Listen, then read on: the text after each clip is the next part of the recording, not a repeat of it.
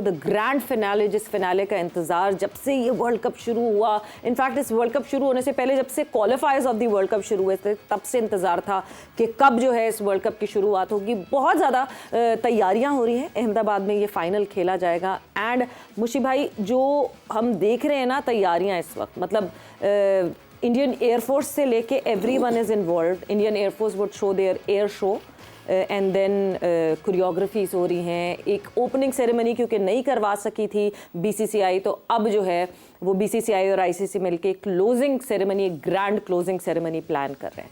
First thing. Second thing, सारे winning captains, ये जो आपको वर्ल्ड कप कैप्टन्स की जो हमारे सामने भी, हमारे पास भी ये जो पिक्चर्स दिख रही हैं, ये यूसुफ के पीछे अगर हम कैमरे पे दिखा सकें तो ये जो पिक्चर्स दिख रही हैं, सो ये सारे captains except one of the captain, ये सब जो हैं कल वहाँ मौजूद होंगे और उनको स्पेशल ब्लेजर्स दिए जाएंगे of this special final and world cup. ये हम दिखा भी रहे हैं। अच्छा, ये ग्रेट, ये अभी देख रहे हैं हम सब, ऑब्वियसली हम रोज़ देखते हैं ये। और देखिए, जो पहले इन्होंने ऑर्गेनाइज करना था वो नहीं हो सका, I think what ever the reason. अब जो ये फाइनल जो होता है ना, ये लकीली यूसुफ भी एक फाइनल में इन्वॉल्व रह चुके हैं 99 के।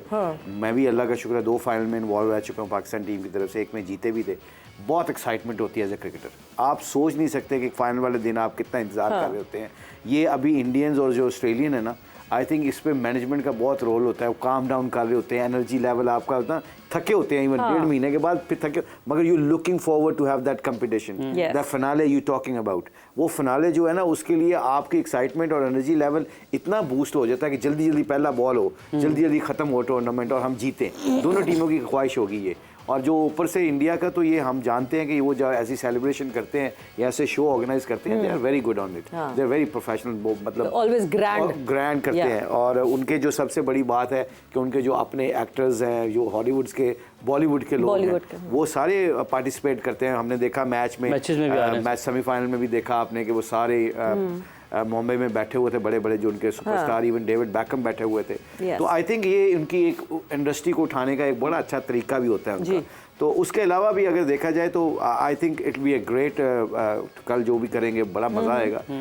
क्रिकेट अच्छी होनी चाहिए, मैच अच्छा होना चाहिए, एक्साइटमेंट अच्छी होनी चाहिए कि 1.5 महीना लोगों ने ये फाइनल देखने के लिए इंतज़ार किया है। ऑल दो इंडिया, जैसे हम सब कहते हैं कि बहुत तगड़ी लग रही है, बट इसके बावजूद Australia can damage them, because ये ऐसी टीम है जिन्होंने 5 वर्ल्ड कप जीते हुए हैं और जिनको जीतने का गुर आता है ना, वो कभी भी अपनी दूसरे ऑपोजिशन के ऊपर ज़्यादा फोकस नहीं करते। They will remain on they own basics. और जब कोई बंदा अपनी परफॉर्मेंस की तगड़ापन में याद रखते हैं, they can challenge any team, and I believe ये will be a great fun tomorrow. Great fun. Yusuf भाई, कैसा, एक तो इवेंट ओपनिंग सेरेमनी नहीं हो सकी, उसके बाद जिस तरीके से मैचेस एक्सपेक्ट किए जा रहे थे वर्ल्ड कप के, बात कर रहे थे इधर सब आप लोग बात कर रहे थे कि वो तगड़ा मुकाबला नहीं मिला। अब इस इवेंट को ख़त्म, इसका इख्तिताम पे कैसे इसको 4 चांद लगाने हैं, उसकी भरपूर कोशिश की जा रही है बीसीसीआई की जानिब से या आईसीसी की जानिब से, उनकी तरफ से मुश्तरका तौर पर काविशें की जा रही हैं। नहीं, बहुत अच्छा है जो भी वो करना चाह रहे हैं। अपना फाइनल जिस तरीके से भी वो उसको स्टार्ट में करेंगे या बाद में करेंगे, ये तो कल ही पता चलेगा। ओपनिंग सेरेमनी पहले क्लोजिंग भी करेंगे, ओपनिंग भी करेंगे, मिड में भी होगा। अच्छा, बस ये तो उनका अपना जो एक सिस्टम है वो है, लेकिन और कहीं मैंने कभी ये नहीं देखा कोई इस तरह हुआ। 92 में भी नहीं था, 99 में भी था, मेरा ख्याल है 2019 में भी ऐसा कुछ नहीं था। तो ये इंडिया का अपने एक वो है, वो कर रहे हैं, इंडस्ट्रीज को जोड़ रहे हैं अपनी दो को साथ, ताकि वही कमर्शलाइज है सारा ये, वो कर रहे हैं, बहुत अच्छा है जो भी कर रहे हैं। लेकिन जो क्रिकेट की बात है वो ये है कि ये क्रिकेट उस वक्त तक इतनी मज़े की नहीं होगी जब तक ये पुराने स्टाइल में नहीं जाएंगे, एक बॉल और जो रूल्स हैं उनको ख़त्म नहीं करेंगे। क्योंकि लास्ट सेमीफाइनल आपने देखा होगा ऑस्ट्रेलिया और साउथ अफ्रीका का, वो इसलिए मज़ा आया कि वो पुराने स्टाइल की क्रिकेट हो रही थी। हालांकि बॉल 2 थे, फील्डर भी 5 अंदर थे, उसके बावजूद वो विकेट की वजह से टफ हुआ मैच, वो मज़ा आया देखने का। अदरवाइज़ आप देखें इस वर्ल्ड कप का या पिछले का भी मैं कह रहा हूँ कोई मज़ा नहीं आया, क्योंकि बहुत, और ऑस्ट्रेलिया में 2015 में तो वो तो बिल्कुल ही मज़ा नहीं आया था, तो क्योंकि बहुत आसान कर देते हैं इसको बैटर्स के लिए, थोड़ा टफ होगा और अच्छा होगा। बहरहाल जो क्रिकेट की बात है, इंडिया नज़र आ रहा था पहले से वो फाइनल खेलेगा, क्योंकि जितनी टफ टीम है और जितना उन पर काम हुआ है, जिस तरह उन्होंने मेहनत की हुई है, वो एक चैम्पियन टीम नज़र आ रही थी ऑलरेडी जो पूरा टूर्नामेंट वो खेल रहे थे, उनके सारे बॉक्सेस टेक हैं। बॉलिंग में देखें तो लोग बुमराह से डर रहे थे, लेकिन शामी ने सबको डैमेज कर दिया। बिल्कुल, शामी जिस तरह की बॉलिंग कर रहा है, और सिराज, तीनों बॉलर बहुत ज़बरदस्त बॉलिंग कर रहे हैं, लेकिन सबसे ज़्यादा विकेटें शामी ले गए। और स्पिन में उनका ज़बरदस्त है, कुलदीप और जडेजा दोनों, फील्डिंग उनकी टॉप क्लास है, आप कैचेस कर रहे हैं, डाइविंग लगा रहे हैं, और बैटिंग में तो वो हमेशा से बहुत अच्छे हैं, और जिस तरह की बैटिंग वो सारे कर रहे हैं, और उसमें सबसे ज़्यादा क्रेडिट जाता है रोहित शर्मा को। जिस तरह की वो टून आके सेट करता है ओपनिंग पर, जिस तरह की भी कंडीशन विकेट हो, वो अपना इंटेंट शो करता है कि भाई इस तरह हमने क्रिकेट खेलनी है।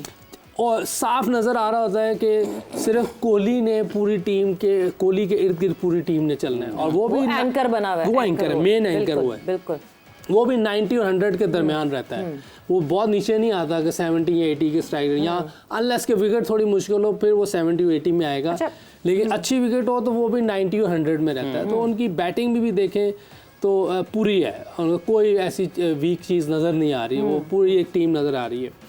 और आप बोले अच्छा, ऑस्ट्रेलिया जो है वो, जैसे मुशी भाई ने कहा, प्रोसेस उनका बहुत ज़बरदस्त है। जैसे पिछले मैच में वापस आए हैं, जिस तरह उन्होंने क्रिकेट खेली है, उन्होंने आते ही अटैक किया है। अगर वो अटैक नहीं करते तो ये मैच आराम से 40-50 रन से ये हार जाते, लेकिन जो ओपनिंग ने आके टून सेट की है, 70 ने 75 रन 10 ओवर में किए हैं, वहाँ वो मैच को ले गए उनसे। मुश्किल हुई उनको, लेकिन वो मैच जीत गए आखिर। अगर वो भी शुरू में अगर 10 ओवर में थोड़े रन बनाते, 2 विकेटें गिरती, तो ये नहीं जीत पाते।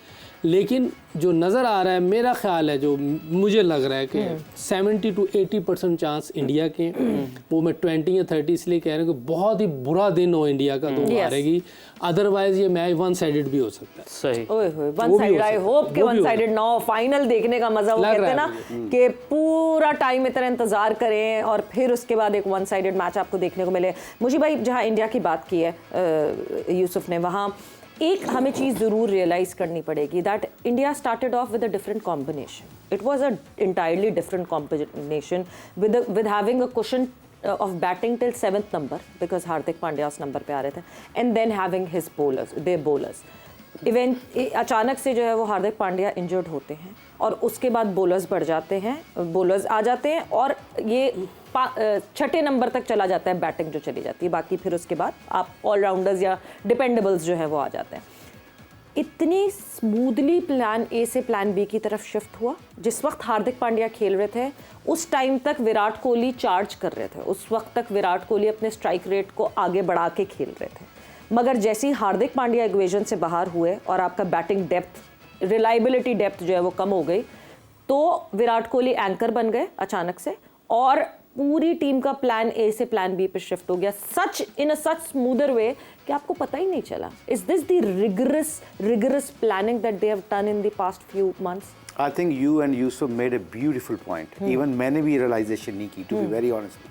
बहुत, मैं ऑनेस्टली आपको बता रहा हूँ कि ये हमने नोटिस ही नहीं किया कि कितने खूबसूरत तरीके से उन्होंने गेम चेंज की है। कि विराट कोहली का जैसे पांड्या में, अब you know when you were talking, I was taking my memories back कि पांड्या के होते विराट कोहली भी खुल के खेल रहा था। And exactly what you and Yusuf said, ये यूसुफ ने भी यही बात की है कि उसने ना एंकर बन गया विराट कोहली। अब वो बॉलने लेता भी है, अपना टाइम लेता, और लोग, पूरी इंडिया टीम उसके इर्द गिर्द खेलती है। और सबसे बड़ी बात है, उनके कप्तान जो है ना, वो उसका इंटेंट पूरी टीम को दिखाने के लिए बहुत ज़बरदस्त है कि वो पहले बॉल से शुरू हो जाता है। वो यंगस्टर्स के ऊपर नहीं छोड़ता कि तू जाके पहला गेंद खेल, मैं ज़रा सेट हो जा, मैं देखा पिछले की हो रहे। ये लीडरशिप होती है, ये क्वालिटी होती है जो टीमों को खड़ा करती है। ये सीनियर प्लेयरों के सबसे बड़ा रोल, ये परफॉर्मेंस नहीं होती, चैलेंज को सबसे पहले खुद फ्रंट आउट करना होता है, ये सीनियर प्लेयर का रोल होता है। और I think your point is valid. इन्होंने 6 जैसे किया, सोने पे सुहागा किया। जब आपका मोमेंटम बना होता है ना, देन जो शैमी आया है, उन्होंने आते ही परफॉर्मेंस करना शुरू कर दिया। ही वाज वेटिंग, और उन्होंने अपनी बेंच स्ट्रेंथ को बड़ा तगड़ा किया हुआ था,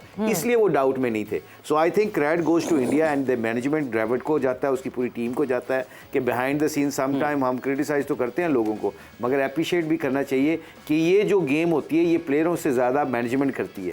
और मेरा ख्याल ड्रेविड को और उसकी पूरी टीम को इसका पूरा एडवांटेज देना चाहिए, और उसको कम्प्लीमेंट्स देने चाहिए कि उन्होंने बड़ा स्मूथली ये गेम खेली है। एंड ऑनेस्टली स्पीकिंग, हमारे प्रोग्राम में ये मैं पहली दफ़ा बात सुन रहा हूँ, मैंने कहीं पे ये बात नहीं सुनी कि उन्होंने अपनी गेम चेंज किया। हम सारी उनको प्रेस कर रहे हैं, और उन्होंने प्रेस के साथ साथ जो टैक्टिकल मूव्स किए हैं ना, जो स्मार्ट मूव खेली है ना, I think you and Yusuf described it beautifully.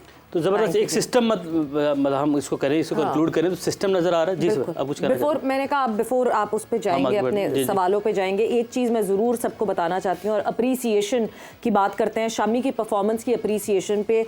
जो उस इलाके के, जो उस एरिया के सीएम हैं, उन्होंने शामी का विलेज है सहासपुर, अमरोहा में ये विलेज है, और वहाँ पे शामी के नाम से पूरा स्टेडियम बनाने की वो एप्लीकेशन डाल दिया। So this is how we appreciate our heroes and this is how we uplift our heroes. अब तो अब आगे बढ़ते हैं। पहले तो इसके ऊपर भी आप लोग टेक लेंगे कि कितना ज़बरदस्त है और कितनी मोटिवेशन है वहाँ पर रहने वालों के लिए, वहाँ के रिहायशियों के लिए। लेकिन इससे पहले ज़रा इस डिस्कशन को ब्रेक लगाते हैं, आगे बढ़ते हैं। और क्योंकि बड़ा हमारे जो व्यूवर्स हैं उन्हें बड़ी शिद्दत से इंतज़ार है कि एएच सिटी का प्लॉट किसके नाम का निकलने वाला है। तो कल वो दिन है जिस दिन ये प्लॉट का जो लकी विनर का नाम अनाउंस किया जाएगा, और स्पार्क्स का जो ग्रैंड प्राइज़ देना है उसका जो हमने अनाउंस करना है वो भी कल वो दिन है। तो वो टाइम आ चुका है, ज़्यादा इंतज़ार अब आपको नहीं करना।